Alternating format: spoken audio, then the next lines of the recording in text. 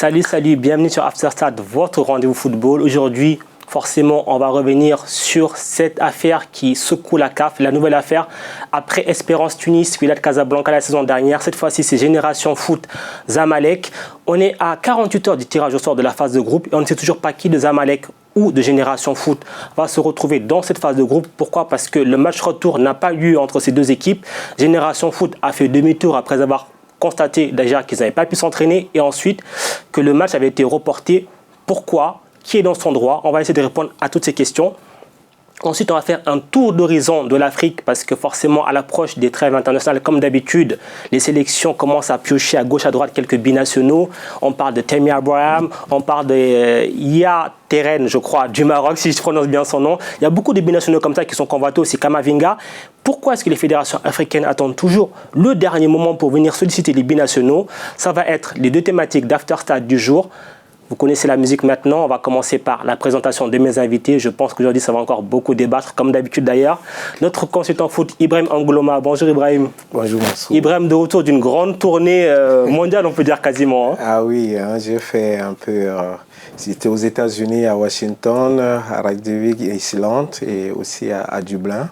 Tout ça pour parler ballon, évidemment, forcément. Oui, justement. À côté d'Ibrahim, vous le connaissez, il présente le JT du matin. C'est Anthony Tessiera. Bonjour Anthony. Salut Mansour. Première sur Afterstart. Hein. Un grand plaisir. Plaisir. Je suis tout seul avec mon JT. Là, il y a du monde, c'est plus convivial. Ça va être sympa. Et enfin, le père siffleur, celui qui énerve. Il vous énerve sur les réseaux sociaux. Richard Na. Bonjour Richard. Ouais, bonjour Mansour. C'est toujours un plaisir de venir sur Afterstart parce que c'est quand même l'émission qui fait que j'énerve beaucoup les gens. Mais c'est pas grave. On aime. Il y en a qui m'aiment, il y en a qui m'aiment pas. Et je voulais aussi saluer Monsieur Angloma parce que je viens de le connaître. Ouais. Ben, il a fait tous les tours, mais il n'est pas allé au Cameroun. C'est bizarre quand même. Si. Vous êtes allé aux États-Unis, vous êtes allé... Mais vous n'êtes pas allé au Cameroun, c'est pas normal. Si, j'y étais. Il est respecté après pour la CAN. On parlait des infrastructures pour la CAN, on a commenté ça tout à l'heure. Alors justement, restons en Afrique d'ailleurs, messieurs, parlons donc de cette affaire qui secoue la CAF et le monde du football africain. Rapide rappel des faits, il devait y avoir un match 16e de finale retour entre Génération Foot et Zamalek. Génération Foot a gagné le match aller de buts à 1. Match retour donc devait se jouer au Caire le samedi 28 septembre, si je ne dis pas de bêtises. Oui. Finalement, Génération Foot arrive sur place, on les informe, le club Zamalek les informe que le match est reporté au lendemain et surtout à Alexandrie. C'est juste à 200 km. Forcément, vu toutes les circonstances, ils font quoi? Génération Foot, ils font demi-tour, ils rentrent à Dakar. On va déjà commencer un petit peu, juste rappel des faits comme ça. On a l'impression, Richard, que c'est pas la première fois que ça arrive ce genre de truc. Ce genre de petites combines, non seulement parce qu'il y a eu l'histoire du match reporté, mais aussi ils ont été privés de terrain d'entraînement. Oui, mais Mansour, mais comme tu as si bien rappelé les faits, il faut recentrer les choses. Génération Foot, aujourd'hui, je ne sais pas si Génération Foot a un problème avec la CAF. Parce qu'il faut dire que c'est vrai, l'année dernière, en 2018... C'était à Berkane. C'était toujours à Berkane. Effectivement. Et on avait vu que le Maroc s'est amusé avec Génération Foot. C'est un peu... Ils sont venus 2 jours avant pour voir comment ça se passe. Il n'y avait pas de terrain d'entraînement. On leur a donné un bus pourri. La CAF n'a rien dit. Mais et cette fois-ci encore, c'est encore une autre... comment je veux dire ça? Une autre frustration qu'ils rencontrent. Et je me suis demandé, mais aujourd'hui, qu'est-ce qui va se passer? Parce qu'on parle de cette situation. La CAF, par l'entremise de son secrétaire général adjoint, Anthony Bafoué, a envoyé un courrier à Génération Foot pour leur informer qu'il ne pouvait pas, que le match prévu au Caire devait plutôt se jouer à Alexandrie et sans respecter les règlements de la CAF qui normalement disent que 14 jours avant, les deux parties doivent être informées du lieu, de l'heure et de la date de tenue du match. Mais on se retrouve à 2 jours ou à 1 jour du match où le secrétaire général fait un communiqué, à Génération Foot en leur disant voilà ça va se passer. Je pense que Génération Foot est dans son bon droit et ils ont le droit de dire non. ça ne peut pas se jouer. D'ailleurs, on rappelle qu'avant le communiqué de la CAF, c'est d'abord Zamalek qui a informé Génération Foot. Là aussi, la CAF, ils ont été un petit peu à la rue encore. Bah c'est le problème pour moi, il est là. C'est-à-dire qu'on a laissé, entre guillemets, Zamalek gérer le problème, moi j'ai l'impression. C'est-à-dire que la CAF s'est un peu dédouanée de cette affaire en disant on va statuer. En attendant, les deux ont reçu une invitation pour le tirage au sort, donc ça rend les choses encore plus floues. Et puis ça pose aussi un problème de logistique, même pour le club de Génération Foot, parce qu'on sait que les déplacements ne sont pas gratuits, on sait que c'est payant, on sait que certains clubs ont parfois du mal à justement se déplacer. On a vu le problème aussi avec l'équipe algérienne, qui n'avait pas pu faire les deux compétitions là. Effectivement, oui. Voilà, donc tout ça, ça pose des problèmes. Et la CAF, j'ai l'impression qu'elle ne veut pas agir là-dessus. Et aujourd'hui, tu l'as dit, pour moi, ils sont dans leur droit, puisque tout simplement, comme tu l'as dit, les deux parties doivent être d'accord. Ouais. Et aujourd'hui, on a Zamalek qui a pris une décision unilatérale. Et je comprends pas comment, en fait, il peut y avoir une enquête dessus. Parce que pour moi, Génération Foot doit avoir raison. Aujourd'hui, alors à la limite qu'on délocalise le match plus tard, que la CAF organise vraiment dans un stade défini, une date définie, ok, mais tu ne peux pas dire quand t'es Zamalek et leur président qui en plus a fait une sortie sur la CAF assez... on va revenir après sur le fameux président assez viril. Et tu dis bah non, moi je joue pas aujourd'hui au Caire, je joue demain à Alexandrie. Ça pour moi c'est pas possible. Ibrahim. Ah oui, et on revient un peu sur les tests de la CAF, comme disait Richard tout à l'heure. Et les tests disent quoi? Que c'est la fédération haute qui programme le match, l'heure, le jour et le lieu. Voilà. Et informe les officiels, l'équipe AVES et la CAF. Voilà, c'est ce que... 14 jours avant. 14 jours avant, oui, voilà. Bon, maintenant, ça a été fait. Et comment se fait-il à la dernière minute, on évoque le problème de sécurité. Et oui, les Générations Foot a fait le déplacement. Ils n'ont pas été informés.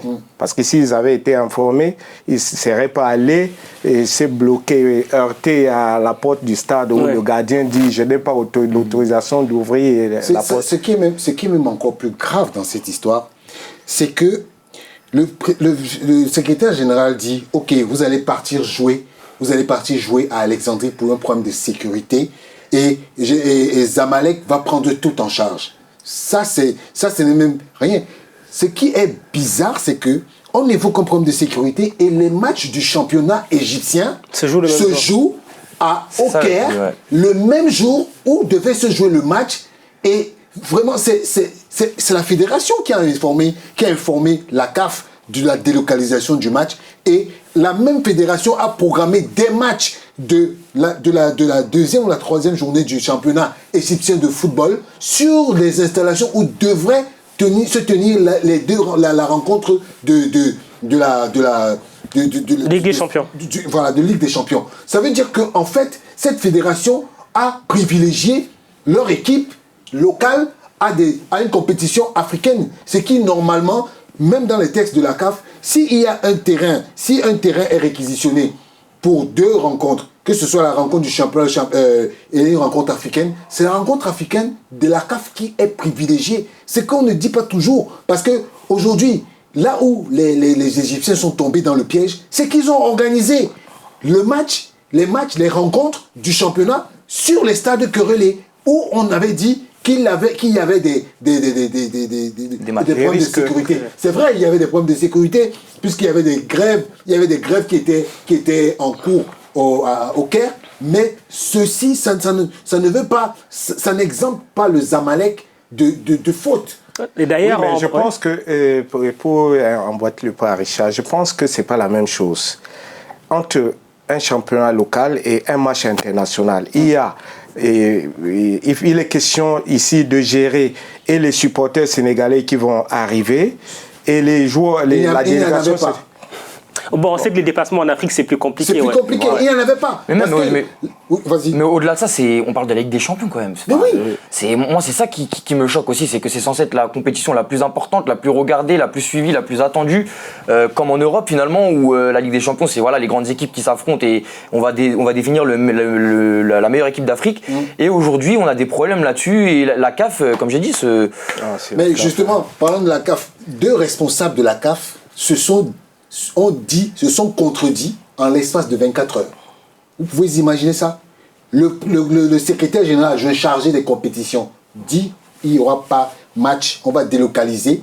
Et le secrétaire général, le lendemain, quand il constate que effectivement il n'y a pas eu rencontre, parce que moi, ce qui me choque encore le plus, c'est que le Zamalek est allé à Alexandrie avec les officiels. On rappelle ça, oui, dimanche, ils sont allés avec les arbitres du match. Les arbitres du match. Fait constater le forfait. Et qui a cautionné que les arbitres partent, qui se déplacent? C'est la CAF.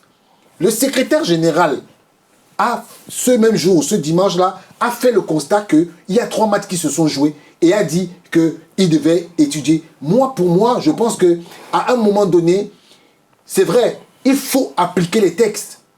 Qu'est-ce que les textes disent? Si la rencontre prévue à un endroit a été délocalisée, à 24 heures, c'est l'équipe qui reçoit qui a tort. Parce qu'elle n'a pas su anticiper sur les... Oui, mais Richard, on parle d'application des textes, mais on rappelle quand même que cette CAF, depuis qu'il y a une nouvelle présidence, elle n'est pas spécialement reconnue pour appliquer ces textes. On se rappelle du fameux glissement des cannes. Normalement, c'est pas ça. Non. Entre ce qui est écrit et ce qui est appliqué, il y a 2 poids, 2 mesures. Mansour, je te vois venir. Je me prends juste... Je te vois venir dans ce sens que on a envie de dire cette CAF en parlant du président. Parce que quand on dit... je parle de son bureau, c'est un tout. C'est pas que le président. C'est une organisation. Je suis une organisation, mais je veux dire que ce n'est pas tout. Moi, je n'accuse pas toute la CAF. Parce qu'il faut bien définir comment on appelle ça, les responsabilités. Chacun a sa responsabilité. Et je crois que le fautif dans l'histoire, c'est M. Anthony Bafoué. Il ne faut pas qu'on se leurre. C'est la vérité. Anthony Bafoué, il est envoyé par qui? Secrétaire général. Le responsable, c'est toujours le secrétaire général adjoint. Il est responsable. Et il y a aussi une commission des compétitions interclubs là-dedans. Chapeauté par qui? Un Tunisien qui a démissionné. Non, par qui? Le Tunisien qui a démissionné. Non. Président. Non. Mais si. Écoute. Maintenant, il n'y a plus de président. Oui, il n'y a plus le président. Oui, mais je comprends. Mais je veux dire que même cette commission-là était chapeautée par le secrétaire général adjoint. Parce qu'il faut dire, quand on le dit secrétaire général adjoint, chargé des compétitions. Ouais. C'est-à-dire que toutes les compétitions, que ce soit de la CAF, que ce soit de la Champions League, que ce soit même les championnats d'Afrique et tout ça, c'est sous ses ordres. C'est vrai qu'il y a des petites commissions, mais c'est lui qui les chapeaute. La preuve, le communiqué qu'il a sorti, quand on a sorti, c'est qui l'a signé? C'est le secrétaire général adjoint. Ouais. Parce que c'est de sa responsabilité. Il faut qu'à un moment donné, que chacun prenne ses responsabilités et qu'on définisse les torts. Et maintenant, si quelqu'un a tort, qu'on tire des conclusions. S'il faut lui donner un blâme, on lui donne un blâme. S'il faut le sanctionner, on le sanctionne. D'ailleurs, à ce sujet, on va écouter le directeur de communication de Génération Foot, Talafal, qui revient sur le périple. Ils étaient encore à ce moment-là au Caire. Ils reviennent sur le périple qu'a rencontré l'équipe. On l'écoute et puis on revient juste après. La décision de la Fédération sénégalaise de football, c'est de se tenir par rapport à la convocation qu'on a reçue pour jouer le samedi 28 septembre à 20h. Nous, on est venus, on s'est fait constater par un avocat qui est habilité à pouvoir au moins constater que Génération Foot a répondu présent le jour du match où elle a été convoquée. Génération Foot a été convoquée le samedi 28 septembre à 20h au stade Petrosport au Caire. Et donc, nous, on s'en tient à ça. Maintenant, ce sera à la CAF de pouvoir décider de ce qu'il va donner comme résultat par rapport à ce match. D'autant plus qu'on a gagné le match aller à Thiès par 2-1. On n'a pas refusé de jouer. On s'est tenu à la convocation officielle de la CAF qui nous a été transmise. Voilà, je pense que c'est assez clair ce qu'il dit. Il ne refuse pas de jouer, d'une. Oui. Ils se sont tenus à la convocation de la CAF, c'est le fameux truc qu'on disait tout à l'heure, les fameux 14 jours avant où tout est déjà ficelé. Et donc, ils n'ont pas tenu compte du mail que leur a envoyé le club Zamalek à 24 heures de la date du match. Logique jusque-là. Mais ils ont raison, bien sûr. C'est ce qui est normal. Mais du coup, ça va être quoi la suite maintenant?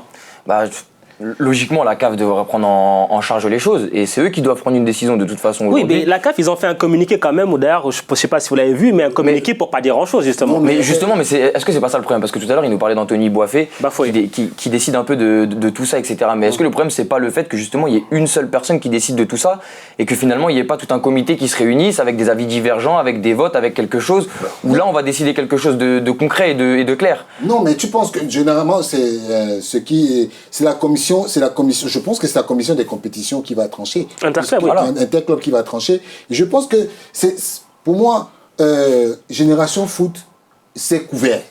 Parce qu'ils ont fait constater. Voilà, ils ont dit encore par un avocat, voilà. Oui, et c'est parce que le Zamalek est fautif à tout bord. Parce que on ne peut pas venir comment je veux dire ça? On ne peut pas déjouer les textes jusqu'à ce niveau. Alors, justement, si tout le monde est unanime pour dire que le club de Zamalek a tort, comment ça se fait que là, le tirage au sort va avoir lieu? Pour l'instant, techniquement, Zamalek a victoire sur tapis vert 3-0 quand même, Ibrahim. Ça veut dire que pour l'instant, quand il y aura le tirage au sort, c'est Zamalek qui aura sur le papier quand elle va mettre dans les boules. Non. Oui, et puis, ils ont reçu les deux une invitation. Et puis, ils ont reçu, chaque club a reçu une invitation pour participer au tirage au sort. Et je pense, excusez-moi de revenir, je pense que la CAF, c'est la continuité de la médiocrité que les anciens dirigeants ont fait. Parce que quand on dit, il y a certaines personnes qui accusent Amat aujourd'hui.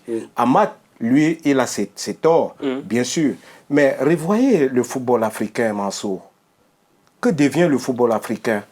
Quand M. Issa Hayatou a passé 29 ans à la tête d'une institution comme la CAF, on ne devrait plus être à ce niveau aujourd'hui.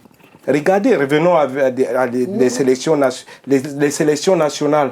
Quand vous allez à la Coupe d'Afrique des Nations aujourd'hui, rares sont des sélections qui prennent des joueurs locaux.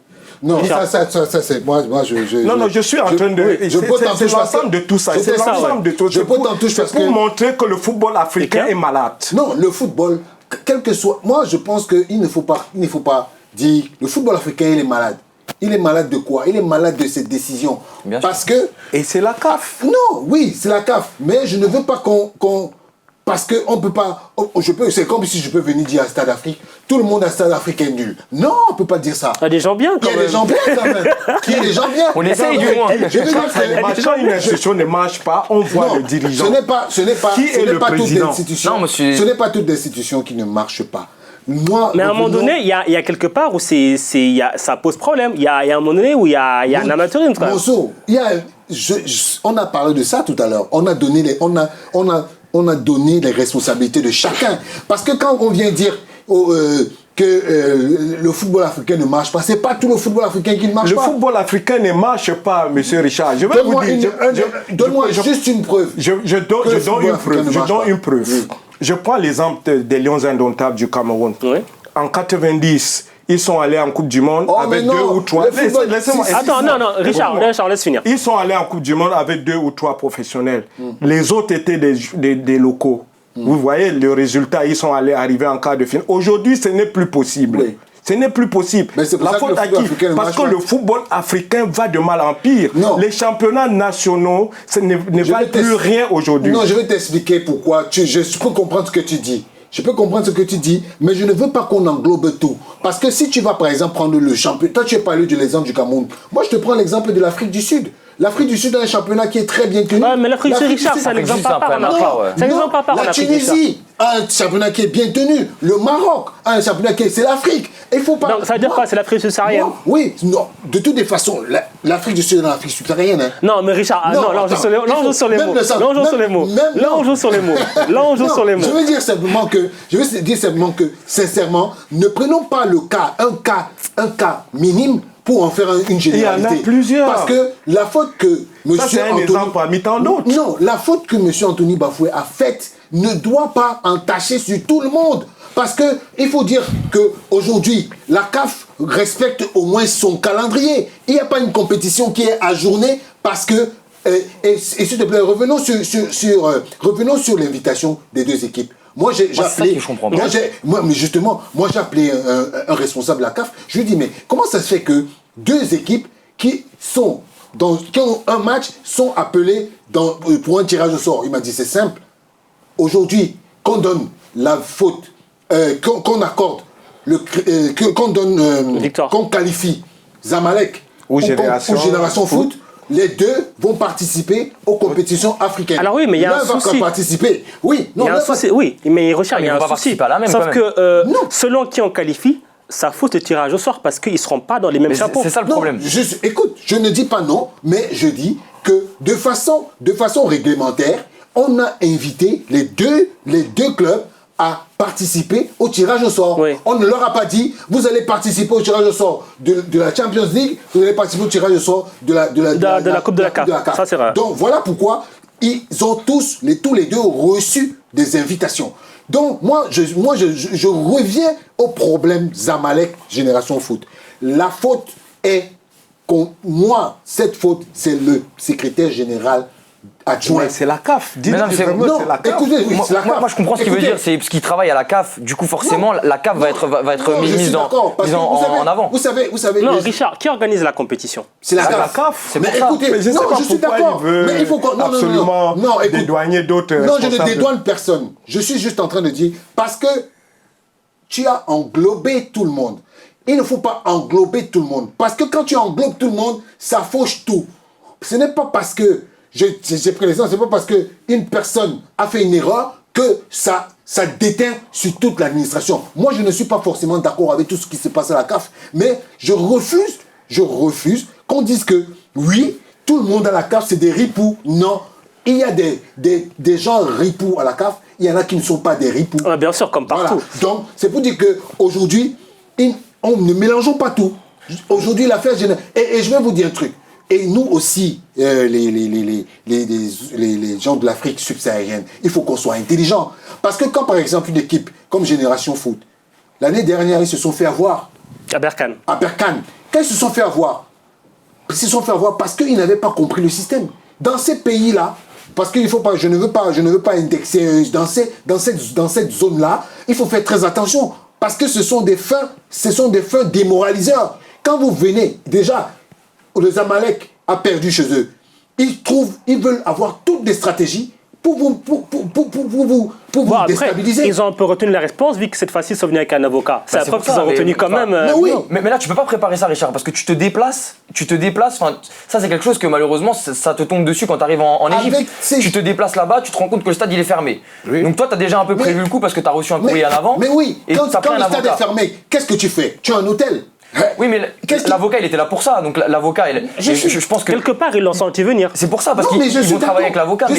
Mais le problème, c'est que aujourd'hui, le match, il n'a pas été joué. Et en plus, moi, je trouve qu'il y a un problème de timing à prendre en compte aussi. C'est parce que le tirage au sort, c'est mercredi. Mais oui. Si le match avait lieu il y a un mois et que le tirage au sort était dans un mois, tu peux prendre ton temps pour prendre ta décision, etc. Oui. Mais là, il faut trouver une décision tout de suite. Parce que mercredi, quand il va y avoir le tirage au sort, qu'est-ce qu'on fait? Écoute, tout à l'heure, tu as parlé du président. Du Zamalek. Ouais. Moi, je peux vous expliquer. Parce que j'ai fait un petit article sur lui, je me suis renseigné un peu sur ce. C'est un monsieur qui. Il est connu. C'est un monsieur qui a même insulté Mido, qui était son manager général. Il l'a insulté vertement en lui disant: tu te prenais pour qui? Tu pensais que ce club t'appartenait? Quand Mido avait donné sa démission sur Twitter, il l'a insulté. Donc, aujourd'hui, il est dans son bon rôle. Il veut influencer parce qu'il sait très bien qu'il est en faute. Mais il est dans son bon rôle, mais insulter Mido pour moi et dire ce qu'il a dit pour la CAF, c'est complètement différent. Mais Mido, c'est quelqu'un de son staff, c'est quelqu'un que, à la limite, quand il va sortir de Zamalek, c'est entre guillemets personne. On rappelle quand même que là, le fameux président dont il parle, c'est le président Mortada Mansour. Hein. Oui, moi, je me solidarise. En tant que Mansour, je me solidarise de lui. Mais juste, on rappelle quand même qu'il a fait des allusions assez grave, notamment sur Fatma Samoura, Gianni Infantino, etc. On va leur prendre ici. Il a dit des menaces. Mais moi, excusez-moi, je veux le dire face caméra. Monsieur Gianni Infantino, Madame Fatma Samoura, Monsieur Samoura, il faut porter plainte à Monsieur Mortada Mansour. Pourquoi? Parce que il a enfreint à votre vie privée. Il a déstabilisé votre couple. Monsieur Monsieur Samoura et Madame. Bon, je pense qu'ils sont au-dessus de ça quand même. J'espère pour eux. Il faudrait qu'aujourd'hui, la FIFA ou bien la CAF, l'UEFA, ils sanctionnent même pour des tweets. C'est vrai. Mais après, c'est vrai que là aussi, ça va être aussi peut-être à la CAF de se saisir de cela, parce qu'au final, c'est la même chose. Est-ce que juste, c'est pas... actuellement, la CAF, elle manque un petit peu de poigne. Est-ce qu'elle n'est pas... il faut une instance forte pour diriger tout ça, pour prendre des mesures fortes. Je pense que la faute revient toujours à la CAF. Comme je disais tout à l'heure, à la CAF, l'ensemble de l'équipe dirigeante de la CAF. Quand une institution fonctionne bien, Monsieur Richard, tout le monde... Tout le monde, voilà. Maintenant, la CAF a cette habitude de piétiner son propre règlement. Ça c'est un exemple parmi tant d'autres. Vous avez vu, on va revenir là-dessus, sur la coupe entre l'Espérance de Tunis c'est la CAF, la seule responsable de tout ce qui se passe dans le football africain aujourd'hui. Parce qu'on ne comprend pas comment les dirigeants qualifiés peuvent gérer le foot comme au quartier. C'est pas possible. Justement, les dirigeants qualifiés. Quand vous parlez de dirigeants qualifiés, vous parlez de quels dirigeants? Parce que moi, je vais vous dire, les gens qui constituent la CAF, c'est qui? C'est des présidents des fédérations. C'est des gens lambda. Comme je dis souvent ici. C'est pas forcément des gens sortis du milieu du foot. Oui, c'est des commerçants qui ont pris des clubs. Mais pour être président de la fédération, c'est quoi? Richard Naha, j'ai un club au Cameroun. Je vais aux élections, je suis élu. J'étais président de club et je deviens président de fédération. Je connais rien au foot, j'ai mon argent et je passe mon temps à rompre tout le monde pour arriver à mes fins. Après, j'arrive au niveau africain, je continue les mêmes choses. Écoutez, tant qu'aujourd'hui, les Africains ne vont pas comprendre que le football, c'est un business où il faut comprendre les rouages. Et on vient avec des idées. On ne vient pas avec... Il n'y a pas que... Parce que tu peux avoir tout l'argent du monde et ton club ne marche pas. Et tes résultats ne suivent pas. Donc aujourd'hui, c'est le profil des présidents de fédération. La plupart font des business. Ils ont des business. Mais pas de projet. Ils n'ont pas de projet. Surtout, ils n'injectent pas forcément dans les clubs aussi. Donc moi, je pense que sur ce côté-là, il faut oublier. Parce que c'est pour ça qu'on dit, même les footballeurs, c'est toujours à eux la faute. Ils pensent plus, à faire de la politique. Moi, je ne suis pas d'accord avec Richard parce que dire que ce ne sont pas des dirigeants qui méritent. C'est des gens qui méritent. Je pense plutôt que c'est la mauvaise foi. Non, Richard, je pense plutôt que c'est la mauvaise foi. Quand vous parlez d'Anthony Bafoué, ce n'est pas quelqu'un inconnu du milieu du football. Il a été international. Oui, il est international. Il a été international. Gagné, il a joué, il a été professionnel. Il connaît le football. Après, quand il a raccroché les godasses, il s'est bien formé en tant que dirigeant de foot. Donc, je pense que c'est la mauvaise foi des dirigeants africains. Malheureusement. Je pense, malheureusement. Il y a aussi le point que mon soulevé. Je pense que la CAF manque de points sur ce genre d'affaires, puisque te permettre à un président de fédération de n'importe quel club de finalement parler mal de l'institution entre guillemets pour laquelle ils travaillent finalement, parce qu'on travaille tous pour la CAF finalement. C'est des compétitions qui sont organisées par la CAF, la CAF gère le continent, et de dire par exemple, parce que ce qu'il a dit c'est ça, c'est si ils font quelque chose, ils vont voir qui je suis. Mais ça veut dire qu'aujourd'hui ce président là, il a même pas peur de la CAF en fait. Lui il dit, il menace la CAF, et moi je m'imagine demain un club qui menace la FIFA. Alors même si on est un peu sur les mêmes, en fait ça n'existe pas en fait. Ça n'existe pas. C'est vrai. Alors, non, Richard, juste je te coupe, on fait une courte page de pub, après on revient pour la deuxième partie. On va continuer de parler de ce cas Génération Foot Zamalek. À tout de suite.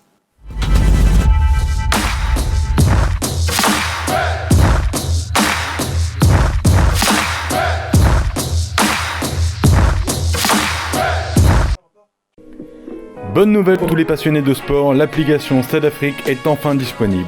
Où vous voulez, quand vous voulez, l'application Stade Afrique vous permet de suivre tous vos programmes en direct ou en replay.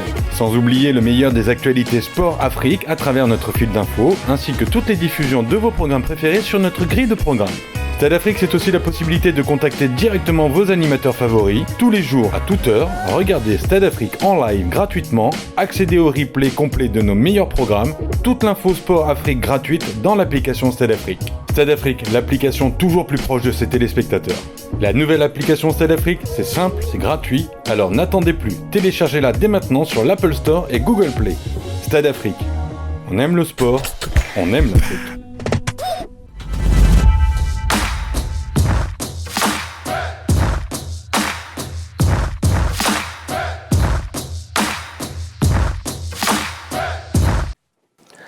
After Stade, deuxième partie, toujours accompagné d'Ibrahim Angloma, Anthony Teixeira et Richard Nahon. On était sur ce fameux thème qui fait beaucoup parler, Génération Foot Zamalek, Zamalek Génération Foot.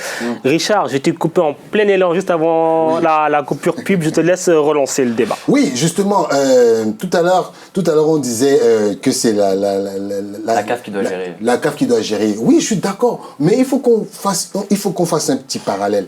Regardez comment la CAF a géré le problème Espérance de Tunis, Wydad de Casablanca. Ça tombe bien parce que c'est là où on devait arriver. Oui. C'est le fantôme en fait. Oui, c'est le fantôme. Pourquoi? Parce qu'il y a une institution qui s'appelle l'UNAF, l'Union des Nations d'Afrique du Nord. Oui, parce que c'est eux qui contrôlent. Ils ont l'impression, on leur a donné la main. Oui. Quand un président de club, comme le président de l'Espérance de Tunis, en pleine assemblée de décision comment on appelle ça, de la finale, oui. Il a vertement insulté le président de la CAF. Vous vous souvenez vous savez qu'il est suspendu, non? Oui. Vous savez qu'il est suspendu? Oui. Parce que ces mecs, ils pensent que la CAF, c'est eux. Aujourd'hui, ils ont pris en otage Regardez par exemple, aujourd'hui, je ne veux pas faire de la fixation sur un pays, mais toutes les nations maghrébines se croient toutes permises. Si aujourd'hui le Zamalek peut dire des conneries comme ça, c'est parce que... Non, Richard, peut-être pas toutes les nations maghrébines non plus. Il y a certaines zones, certains clubs. Oui, certaines zones, je dis, justement. J'ai parlé de... On ne va pas non plus faire des généralités. On va pas non plus faire des généralités, mais je dis, pourquoi ce n'est que eux qui posent des problèmes? Pourquoi ce n'est que quand c'est eux qui a problème? Parce que la CAF a toujours laissé faire. Non, mais justement, c'est pas que la CAF a laissé faire, mais je veux dire qu'aujourd'hui, on doit sanctionner le président du Zamalek. Bon, avant de le sanctionner, ils vont peut-être quand même régler l'histoire de Zamalek Génération Foot. Non, mais je pense qu'il y a un tirage au sort. Je crois que c'est peut-être pour ça que la décision tarde à venir. Parce qu'il y a un cas qu'il faut régler. Le cas de M. Mortada Mansour, on doit le régler. Ce n'est pas forcément... De toutes les façons, je suis persuadé que l'issue de cette histoire, peut-être que le Zamalek va aller au TAS et tout ça, ouais. Mais sachez que ce sera très grave parce qu'ils vont bloquer toute une compétition. Hein. Oui, d'ailleurs, à ce sujet, on va quand même voir un petit peu se projeter pour la finalité de cette affaire. C'est un truc qui va finir au TAS, ça, parce que quelle est la possibilité? Victoire Zamalek tapis vert, Génération Foot saisit le TAS. Oui. Victoire Génération Foot, Zamalek saisit le TAS. Match à rejouer, Génération Foot n'est pas d'accord, saisit du TAS. Donc, quoi qu'il arrive, on va en Suisse. Je pense que dans tous les cas, Génération Foot passe. Si on regarde les tests de la CAF, les tests de la CAF qualifient directement Génération Foot. Oui. Directement. Je ne sais pas pourquoi la CAF est en train de prendre du temps. Non. En laissant les suspens. Peut-être parce que le siège est en Égypte, je ne sais pas. Mais justement, vous ne voyez pas. Vous voyez juste le problème Zamalek, mais vous ne voyez pas le problème qui est derrière. Parce que depuis que le président Ahmad est là, c'était même un de ses sujets de campagne, il avait dit qu'il veut rendre la CAF aux Africains. Parce que la majorité des personnels qui étaient au Caire, la plupart c'était des Souayatou, c'était pratiquement des Égyptiens, puisque le siège de la CAF est au Caire. Donc, peut-être c'est un petit parallèle. Et peut-être que vous allez pouvoir, on voit seulement les choses de façon simple en disant non, il faut que la CAF prenne des décisions. Oui, la CAF va prendre des décisions. Elle va peut-être prendre des décisions qui vont choquer, qui vont plaire, mais il y aura des frustrés. Forcément, il y aura un gagnant et un perdant, quoi qu'il arrive. Il y aura forcément un gagnant ou un perdant. Mais maintenant, ça va se jouer où? Dans la négociation. Parce que il faut pas croire. Les téléphones des deux présidents, ça chauffe. On les appelle. Il y a des consultations. Parce que si aujourd'hui, personne des deux clubs n'est d'accord, il y aura beaucoup de problèmes. Ouais. Mais on en revient au même point que tout à l'heure. Il faut juste que la CAF aujourd'hui fasse preuve de poigne et qu'ils prennent une décision que ils seront maîtres de cette décision-là et qu'ils prennent pas en compte le fait que Zamalek va bouder, que Génération Foot va bouder, que ceci va bouder. C'est eux qui décident. Donc moi je pense qu'aujourd'hui, ils doivent prendre une décision claire que eux vont prendre eux-mêmes sans consulter personne d'autre parce que c'est eux qui décident. Et c'est là que les gens vont comprendre parce que on parlait du Wydad et de l'Espérance. Mais finalement, le fait que cette histoire, elle a pas vraiment eu de suite, puisque on a bien vu sur la vidéo, sans me mettre du côté de l'un ou l'autre, qu'il n'y avait pas hors-jeu. Donc logiquement, la VAR est là pour ça. Même si la VAR a marché après le match et qu'on s'en est rendu compte après le match, après que le Raja, le Wydad est abandonné, etc. Normalement, la règle du football, elle est claire. S'il n'y a pas hors-jeu et on a mis la VAR pour ça, on doit revenir sur la décision et on doit peut-être faire rejouer le match ou peut-être prendre une décision claire. Et aujourd'hui, tu payes en fait le manque de points que tu as eu sur cette affaire-là avec un président du Zamalek qui se croit finalement tout permis, qui se dit moi je vais faire comme ça parce que de toute façon la CAF ils ne taperont pas dessus. Donc, pour résumer rapidement, il faut s'en référer au texte et si les textes sont appliqués normalement, on connaît l'issue de cette affaire. Messieurs, on va passer au thème suivant. Donc, je le rappelais lors du sommaire. Chaque fois, c'est toujours comme ça lors des trêves internationales. Et des listes de sélection qui arrivent, des matchs amicaux qui se profilent. Et toujours dans les sélections, 1 ou 2 nouveaux binationaux qui arrivent. Souvent convoités, on se dit viendra pas. Notamment là, celui qui fait forcément parler, c'est l'attaquant de Chelsea, Tammy Abraham, qui est d'origine nigériane, mais qui forcément est aussi convoité par l'Angleterre. Alors déjà, c'est un joueur qui brille depuis le début de la saison avec Chelsea. Il a été appelé par l'équipe nationale anglaise par Gareth Southgate. Mais bizarrement, il a fallu attendre Richard qu'il se mette à flamber un petit peu pour que les Nigériens se disent tiens, ici on allait un petit peu le convoiter. Mais justement, le Nigeria, comme toutes les autres nations africaines, sont coutumes de ce genre de choses. Parce que Tammy Abraham l'année dernière en Championship. L'année dernière en Championship, Aston Villa, il a flambé. Oui. Tu vois, donc c'est quelqu'un qui, même à Chelsea, il a fait des équipes jeunes. Oui. Parce que l'Afrique est dans une position où, aujourd'hui, l'argent de la formation que la FIFA donne à l'Afrique, ça va dans les poches des présidents. Ils ne font pas le travail qu'il faut faire. Non, là, c'est même pas la formation, c'est aussi de la détection quelque part. Oui, non. Déjà, parce que tu as un problème de formation, Mansour. Quand tu as une bonne formation, franchement, tu n'as pas les yeux sur... Aujourd'hui, la France a une formation qui lui permet d'avoir des talents qui excellent de part et d'autre et dont elle récupère les fruits tranquillement, sans problème. Aujourd'hui, l'Afrique veut se targuer d'avoir des talents formés par les autres. C'est pour ça que je parle de formation. Aujourd'hui, les fédérations africaines, tous les fonds que donne la FIFA pour les 100 000 $ que la FIFA leur donne par an pour la formation, qu'est-ce qu'elles font? Elles font des détournements de fonds. Quand je dis détournement de fonds, ça ne veut pas dire forcément que des gens prennent l'argent pour se mettre dans les poches. Non, c'est que l'argent est investi autre part. Moi, quelqu'un m'a repris un jour en disant un détournement de fonds, c'est quoi? Je te donne l'argent pour acheter un téléphone. Toi, tu vas acheter une chaussure, c'est un détournement de fonds. Non, c'est juste que les fédérations, quand elles ont l'argent, qu'est-ce qu'elles font? Elles vont plus peut-être gérer un regroupement d'une équipe nationale qui va jouer bientôt là. C'est des fonds alloués pour la formation.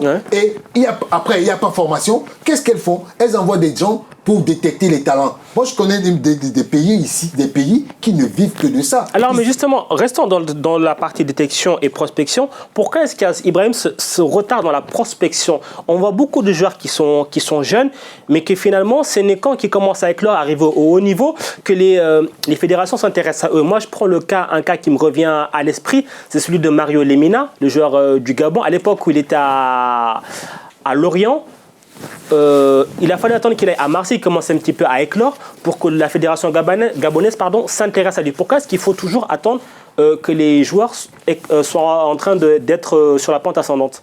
Et c'est le laxisme de nos fédérations. J'ai toujours pensé que pour gagner ces binationaux, il faut que la direction technique de chaque pays essaye d'inspecter les joueurs, les faire jouer un match officiel avant que les équipes européennes commencent à regarder les joueurs. C'est ça. Vous avez vu, après, quand il le fait en jeune, il peut encore changer une fois qu'il est en A. Oui, mais peut-être c'est lui donner au moins le goût de la chose quelque part. Il y a ça aussi, non, qui rentre en jeu, Anthony. Vous avez vu, par exemple, N'Golo Kanté. Oui. Dans un premier temps, il voulait jouer pour le Mali. Mais les dirigeants maliens, ils sont restés. Et c'est quand il a... Bon, je pense pas. Le cas d'N'Golo Kanté, c'est pas un cas qui me parle. Parce que N'Golo Kanté a toujours été formé ici en France. Et on le connaît. Moi, je vais vous dire... Prenons notre cas alors. Prenons le cas du jeune Camavinga. Le jeune Camavinga, dont actuellement tout le monde est en train de parler. Oui. Il est né où? En Angola. Oui. Alors comment ça se fait que l'Angola, un de ses ressortissants, né sur son pays, certes qui après émigre en France, ne se dit pas, ah, on a un jeune Angolais, il a fallu attendre que Camavinga commence à faire ses débuts en Ligue 1, commence un petit peu à éclore pour qu'on se dise, ah, il va nous intéresser. Mais c'est parce que il a dit le laxisme. Mais moi, je ne prends pas beaucoup. C'est le laxisme. Mais on ne doit... C'est parce que les fédérations africaines n'ont pas de plan de formation. Écoute-moi, Camavinga dont tu parles, il a participé à un tournoi U15 il y a 2 ans dans l'île de France. Il était sorti le meilleur joueur. Aujourd'hui, il est cité en exemple. Dans ce tournoi, il est cité en exemple. Parlons de Mario Lemina. Moi, j'ai rencontré le petit frère de Mario Lemina dans cette compétition des U15. Le petit frère de Mario Lemina, je lui ai posé la question, tu vas jouer pour le Gabon? Il m'a dit, bon, c'est vrai, il m'a dit, bon, parce que les clubs, qu'est-ce qu'ils font quand dans ces tournois-là, ils disent aux jeunes, pas de questions, si on pose des questions, vous n'avez pas le droit de répondre. Le petit, j'ai senti en le petit, parce qu'il est dans la formation U15 des joueurs du PSG, il joue avec le petit frère de Kylian Mbappé. Ce jour-là, le petit frère de Kylian Mbappé, il n'était pas là, je crois qu'il avait un problème, mais ce jeune, il est bourré de talent, mais personne ne le regarde. Aujourd'hui, son grand frère, il joue pour le Gabon, mais la fédération gabonaise de football n'est même pas au courant que le petit frère Mais est-ce que ça, justement, c'est pas le travail de la fameuse DTN dont on parle souvent en Afrique, il faut les directions techniques nationales? C'est ça aussi leur boulot? Oui, justement, comme je disais tout à l'heure. Et c'est le lacisme. Vous avez vu, avec Umtiti, une délégation camerounaise est venue quand Umtiti était déjà sélectionné par Didier Deschamps. Ouais. Non, c'était avant. Parce que Umtiti, on l'a approché avant. Mais quand il est déjà à Lyon, quand il était déjà à Lyon, c'est tout ça que je dis. C'est déjà trop tard. Pourquoi nos sélections ne prennent pas les dispositions avant? Non, je pose un exemple. Pourquoi nos fédérations ne cherchent toujours à venir prospecter des joueurs qui ont été formés par les autres? Pas les autres comment? Non. Après, moi, je rejoins Richard là-dessus, dans le sens où, en fait, comme disait tout à l'heure Mansour, il faut leur donner le goût du pays. Parce que finalement, un mec comme Camavinga, alors je sais pas exactement quand il arrive en France, mais il a dû arriver très jeune. Oui. Et finalement, il connaît rien de l'Angola, en fait, le petit jeune. Et lui, aujourd'hui, il est dans un club en France, donc forcément dans le championnat français, où là, il y a des sélections qui vont commencer à aller venir voir. Ils vont dire, ah tiens, Camavinga, il est intéressant. Et si on essaie de le faire avoir la nationalité française pour pouvoir le convoquer avec les jeunes, pour lui donner le goût de cette sélection. Et c'est pour ça que Mansour, c'était intéressant de parler du goût, de donner le goût à ces jeunes-là. Je prends un autre exemple, l'exemple de Kimpembe. Kimpembe, qui a fait jouer avec la RDC en jeune. Il a joué avec la RDC en jeune. Kimpembe, il a un maillot, quand vous regardez sur Internet, Kimpembe, il a un maillot où il a joué avec l'équipe jeune de la RDC. Mais comment ça se fait qu'il soit aujourd'hui en équipe de France? C'est le laxisme. C'est le laxisme. Ah ben vous êtes d'accord. C'est le laxisme. Mais je veux dire que aujourd'hui, les fédérations africaines doivent éviter de se mettre dans ce genre de problème. Parce que moi, on parle, mais aussi il y a des nations qui travaillent. Moi, le Cameroun a un projet de l'ANAFOOT. C'est vrai que tout au Cameroun n'est pas si beau, mais je pense que le projet de l'ANAFOOT aujourd'hui est pareil. Parce que l'ANAFOOT, l'Académie nationale de football, est en train de faire un travail qui va porter ses fruits plus tard. Puisqu'aujourd'hui, la plupart des jeunes qui sont à l'ANAFOOT, ils sont bons, ils vont dans des tournois, ils viennent même ici en Europe. Certains sont venus au centre de Manchester City pour regarder un peu comment ça se passe. Je pense que c'est des exemples qu'il faut qu'on... je parle tout le temps ici de la Mauritanie, je suis même fatigué parce que tout le monde me dit je suis l'ambassadeur de la Mauritanie. Et sans toutefois couper la parole à Richard, l'Afrique a toujours formé les joueurs. Il ne faut pas dire que l'Afrique ne forme. L'Afrique a toujours formé Mais que devient ce joueur après? Parce que après, ils vont en Europe. Oui. Pourquoi ils vont en Europe? C'est ce que je disais tout à l'heure, que la CAF. Parce que c'est la CAF va faire quoi? La CAF va empêcher les joueurs de partir? Non, c'est pas ça. La CAF doit faire hausser le niveau du football africain. Ah, ça, je suis d'accord. Comment en faisant quoi? Dis-moi. Mais après, rendre les championnats nationaux. C'est d'abord les fédérations.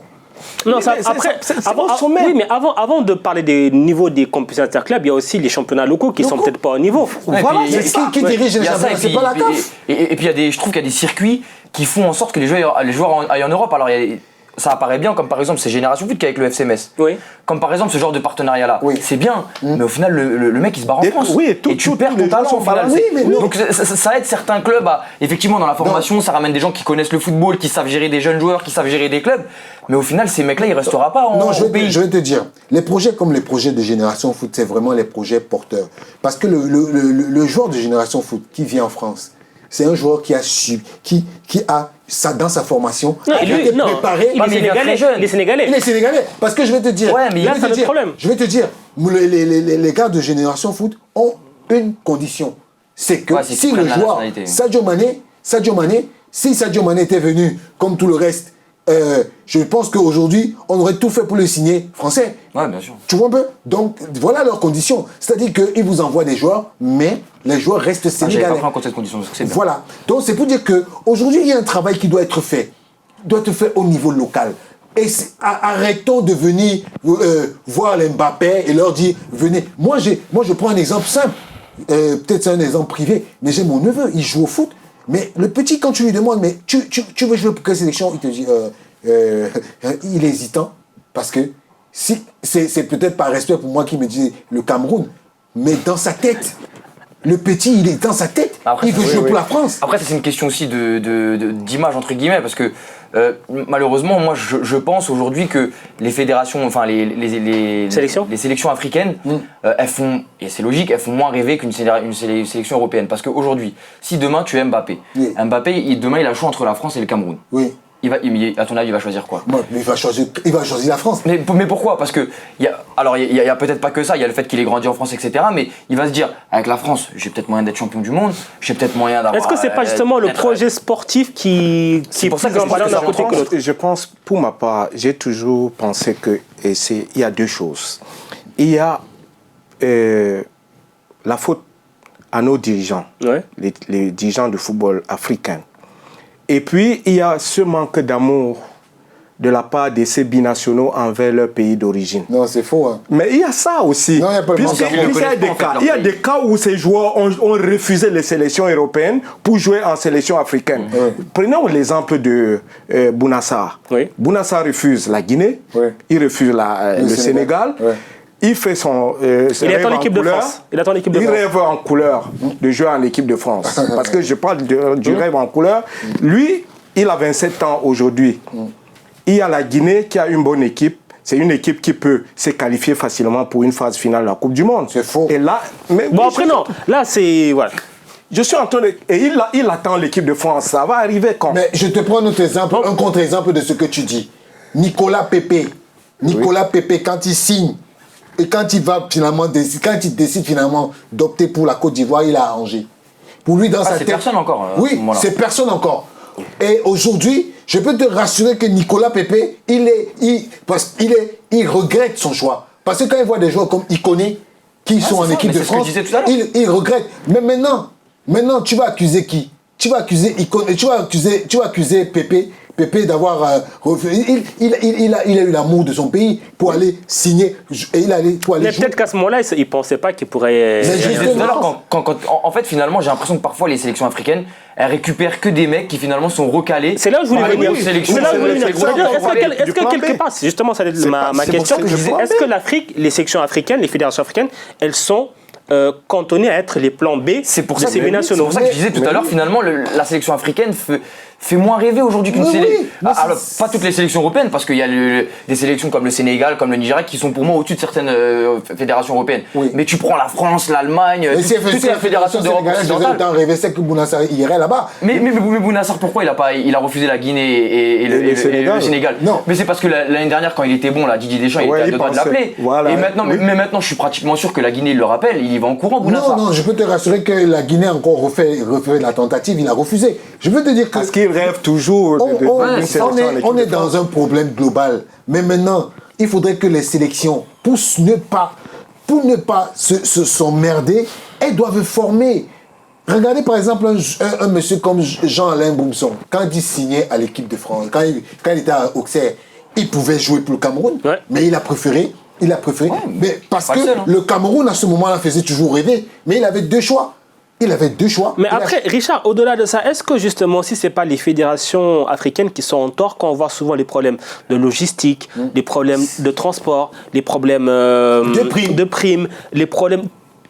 Tout ça mis bout à bout fait qu'à un moment donné, on se dit je suis joueur professionnel, je suis dans mon club, je touche X centaines de milliers d'euros par mois, pourquoi est-ce que je vais me fatiguer dans une sélection? C'est pour ça que j'ai parlé tout à l'heure de manque d'amour aussi. Parce que ces joueurs, ces binationaux pouvaient aussi dire, ok, je choisis ma sélection d'origine pour aller jouer. Parce que je côtoie beaucoup de joueurs, je discute avec eux. C'est pour ça qu'il a fait sa tournée, tu vois? Oui, je discute avec eux. Ils disent toujours, oh, les sélections africaines, il y a la mauvaise gestion de l'équipe nationale. Ça va changer quand?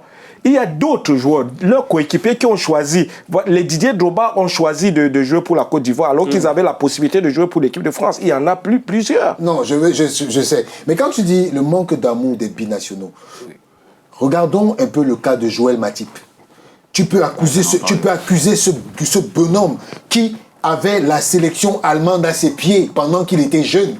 Joël Matip, c'était l'un des grands espoirs. Et on savait que le remplaçant de Boateng, c'était Joël Matip. Il a refusé de jouer en 2010 pour la sélection allemande pour venir s'empêtrer dans des problèmes avec le Cameroun. Maintenant, il le regrette ou il l'assume? Mais non, il est obligé de l'assumer. Il est obligé de l'assumer. Parce que regarde aujourd'hui le niveau. Joël Matip, c'est un joueur qui a toujours été constant. Champion, oui, il a toujours été constant. Oui, mais quand Joël Matip joue pour le Cameroun, il n'y a pas de place à l'équipe d'Allemagne pour lui. Non, c'est faux. Excusez-moi de vous dire. Je pense qu'il a au moins une place de remplaçant. Je te dis que Joël Matip, le père de Joël Matip l'a toujours dit que Joël Matip a toujours rêvé de jouer pour le Cameroun.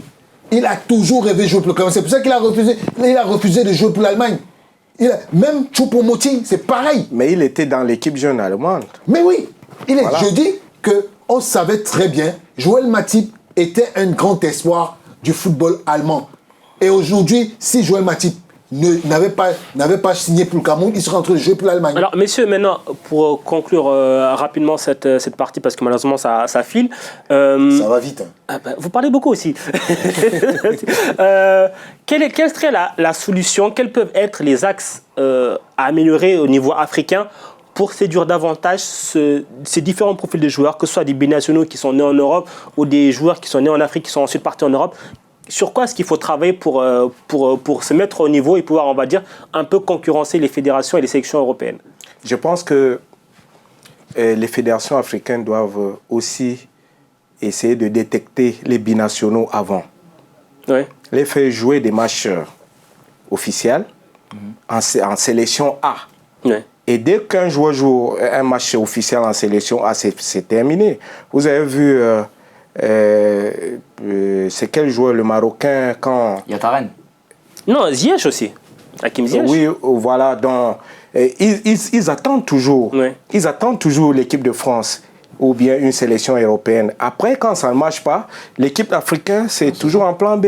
Mais t'as plein d'exemples, hein. T'as Imboula, t'as Kondogbia, t'en as plein des exemples. Non, voilà. Moi, je pense que la solution, comme tu demandais, c'est qu'il faut que les équipes nationales soient professionnalisées, que chacun joue sa partition.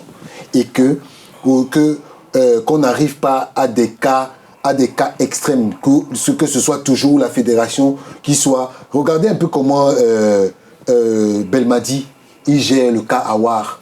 Avec l'Algérie. Pour lui, c'est un non-événement. parce qu'il estime que pour jouer pour sa patrie, tu n'as pas besoin qu'on te soudoie. Et pour lui, c'est clair, il n'en a pas besoin. Il a dit, je n'en ai pas besoin.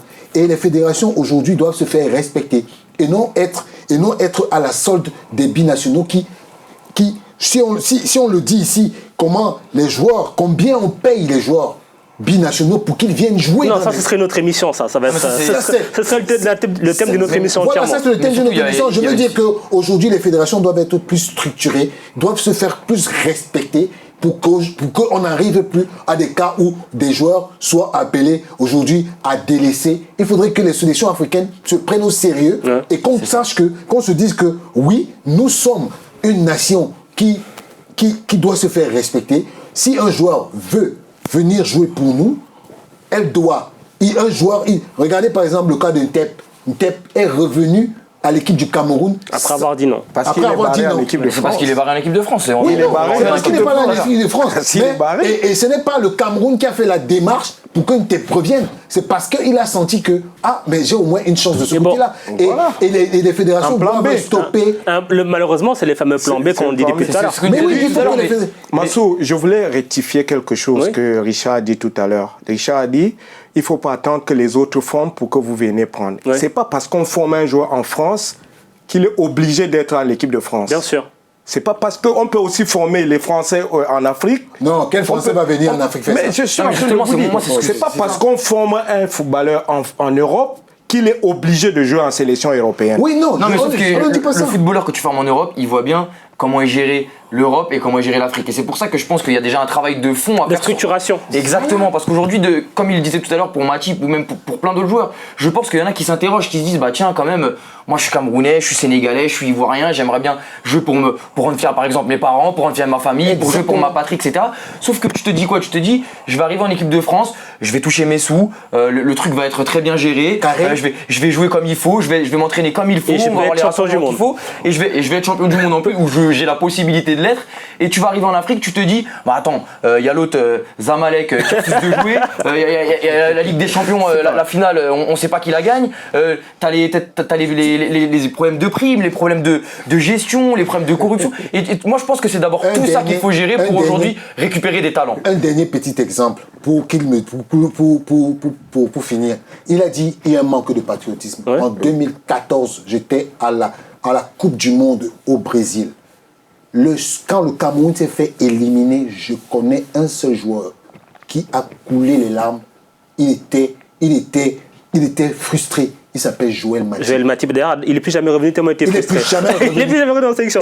Et même la semaine dernière, il y a une fois, effectivement, avec Alpha, on parlait de Simon Fallette. Voilà, avec la Guinée, c'est vrai, je m'en souviens. On a dit qu'il pleurait après l'élimination. Donc je pense que tu ne peux pas accuser ces joueurs qui sacrifient des choses et tu leur dis qu'ils ne sont pas patriotes. Non, pour certains, on ne peut pas remettre en question la patriotisme. C'est sûr, en tout cas... Quand vous voyez Bounassar, pourquoi Bounassar refuse la Guinée? Pourquoi il refuse le Sénégal? Mais Bounassar, c'est parce qu'il n'a pas encore compris. Il n'a pas encore compris. Quand il comprendra, et je peux te rassurer que si Bounassar met le maillot de l'équipe du Sénégal ou de la Guinée, il sera plus à fond que ces gars qui sont formés même dans le championnat. Peut-être, mais en tout cas, il faudrait que ça arrive. En tout cas, on aura compris qu'il y a encore malheureusement beaucoup de boulot, comme souvent, c'est la conclusion encore de cette émission. Et surtout qu'il y a un réel travail de formation, de détection, de mise à niveau. Tout ça, c'est aussi le rôle de nos DT, des fameuses directions techniques nationales. Messieurs, fantômes. Messieurs, merci beaucoup de votre participation. Nous, chers téléspectateurs, on se donne rendez-vous lundi prochain, même lieu, même heure. En attendant, vous avez tous les replays, toutes les émissions, toutes les informations sur l'application Stade Afrique. Allez-y, vous allez voir, c'est facile à télécharger. Sur iOS, sur Android, vous allez voir, c'est franchement intuitif, ça prend 1 minute.